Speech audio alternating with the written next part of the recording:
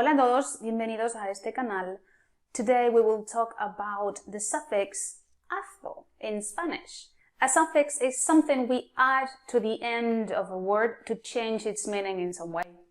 In this case, azo has two meanings. The first one we want to see today is augmentative. So we change the meaning of the word and we make it bigger or greater or a better quality.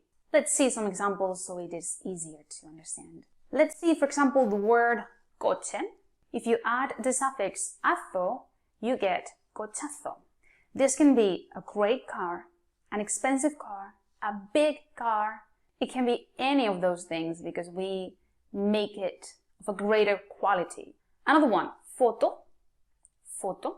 Be careful with this one because it is feminine, so we have la foto and we add aza, fotaza.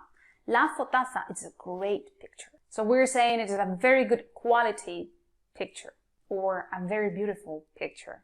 Another one that will make you remember, I'm sure, it is culo, el culo, el culazo, a great butt. So if you want to say that guy has a great butt, you should say, oh, ese tío tiene un culazo.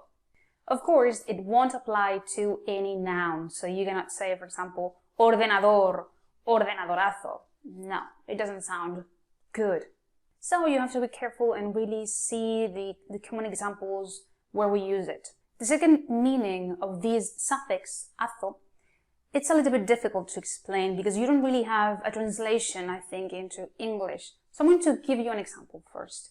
Let's see, we have the word palo, stick, and we have the word palazo. It can be, of course, a big stick, but it can also be to hit someone with a stick. So, I would say, el niño le dio un palazo a su abuelo. So it means the child hit his grandfather with a stick. The same happens with sillazo, is to hit someone. Dar un sillazo is to hit someone with a chair. Portazo is to slam the door. Dar un portazo is to slam the door. Puñetazo is to hit someone with your fist. So it's a punch. Dar un puñetazo.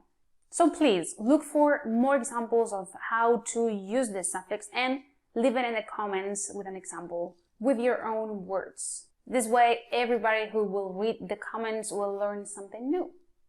Hasta luego!